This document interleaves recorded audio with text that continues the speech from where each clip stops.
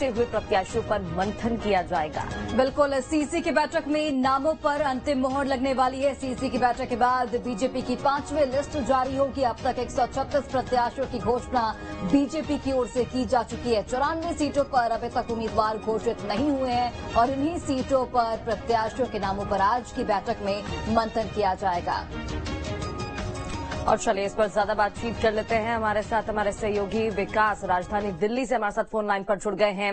विकास, देखिए बेहद ही महत्वपूर्ण बैठक ही बताई जा रही है। कुछ ऐसी सीटें हैं अभी जहां पर नामों की घोषणा नहीं हुई है और असमंजस की स्थिति बैठी हुई है, बनी हुई है।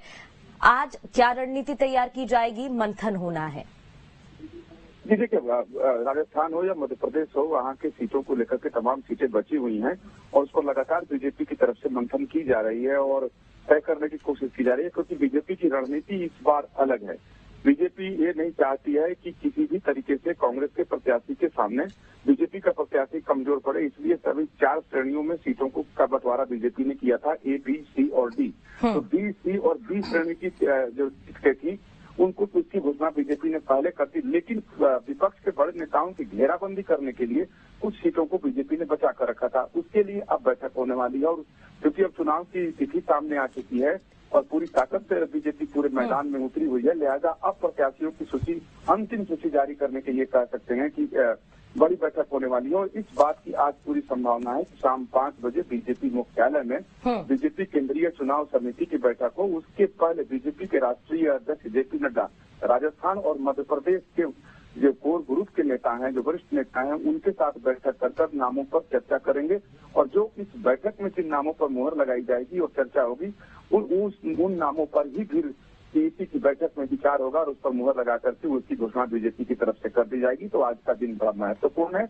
और आज इस बात की संभावना, हालांकि आधिकारिक तौर पर बीजेपी की तरफ से अभी ये जानकारी नहीं दी गई है, लेकिन जो जानकारी सूत्रों से मिल रही है उसके मुताबिक शाम 5 बजे सीईसी की संभावना है। उसके पहले जेपी नड्डा राजस्थान मध्य प्रदेश के नेताओं के साथ बैठकर नामों पर मंथन करेंगे। विकास, क्या माना जाए, क्या जब 5 बजे बैठक होगी उसके बाद देर शाम तक लिस्ट आ सकती है 5वीं, या फिर कल आएगी लिस्ट? जी, इस बात की पूरी संभावना है, क्योंकि वक्त ज्यादा नहीं है, इसलिए सीईसी की बैठक के बाद अगर नामों पर मुहर लग जाएगी, सीईसी की मुहर लग जाएगी, सीईसी में नामों को जब तय कर लिया जाएगा तो उसकी घोषणा हो सकती है। हालांकि बीजेपी जब भी सीईसी की बैठक होती है तो पहले सीईसी की बैठक के बाद प्रेस वार्ता करके बीजेपी की तरफ से नामों की घोषणा की जाती थी, लेकिन अब बीजेपी ने इस परिपाटी को बदल दिया है। अब उनकी तरफ से कुछ देर बाद या अगले दिन और सुबह लिस्ट जारी कर दी जाती है, लेकिन अब चूंकि समय कम है तो उम्मीद इस बात की जा रही है कि सीईसी की बैठक के कुछ घंटे बाद सूची जारी कर दी जाएगी। बिल्कुल, देखिए कोर कमेटी की ये बैठक होने जा रही है, लेकिन अमूमन देखा गया है कि सीईसी की बैठक भी आला कमान से जब चर्चा हो जाती है, प्रॉपर डिसीजन लिया जाता है, उसके बाद ही लिस्ट जारी होती है। क्या दोनों बैठकें आज होने जा रही हैं जिसके बाद सूची हम देख पाएंगे? देखिए, पहले ये जो बीजेपी की तरफ से तय किया गया था कि राजस्थान के कोर ग्रुप की बैठक अलग होगी, मध्य प्रदेश के कोर ग्रुप की बैठक अलग होगी और उसके बाद सीईसी की बैठक 19 तारीख को होगी, ये पहले से तय रूटीन था। लेकिन अब इस शेड्यूल में बीजेपी ने बदलाव कर दिया है।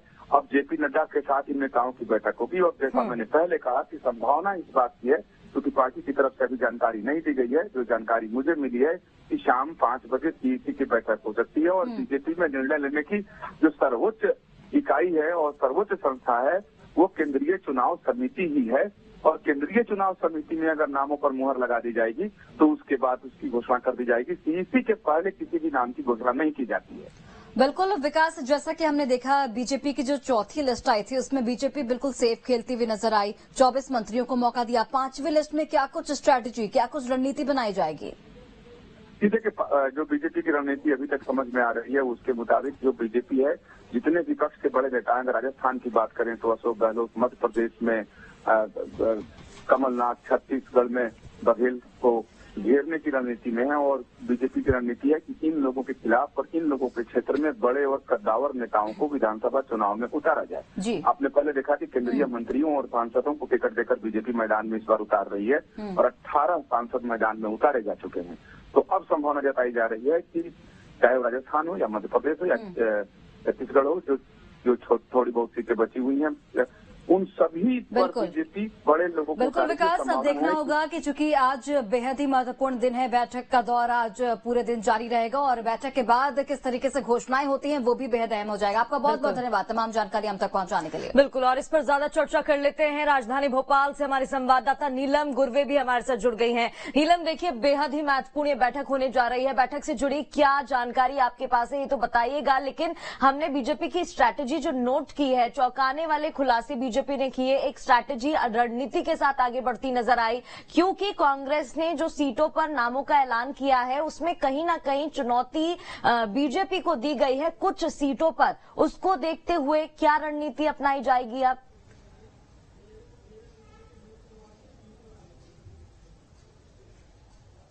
जी बिल्कुल, देखिए बीजेपी ने इस साल की अगर हम चुनाव की बात करें तो जब अपने प्रत्याशियों की लिस्ट जारी की तो जाहिर तौर पर हर एक लिस्ट में जो है सरप्राइजिंग एलिमेंट हमको देखने को मिला था। पहले लिस्ट में हारी हुई जो सीटें थी उनके नामों पर घोषणा की और दूसरी लिस्ट तो वाकई चौंकाने वाली थी कि तमाम जो बीजेपी के करीब 7 सांसद हैं जिनमें 3 केंद्रीय मंत्रियों को भी विधानसभा का चुनाव जो है बीजेपी इस बार लड़ा रही है। तीसरी लिस्ट में सिर्फ एक नाम और चौथी लिस्ट में तमाम सिटिंग एमएलए और मुख्य जो मंत्री हैं कैबिनेट के उन्हें मौका दिया गया था।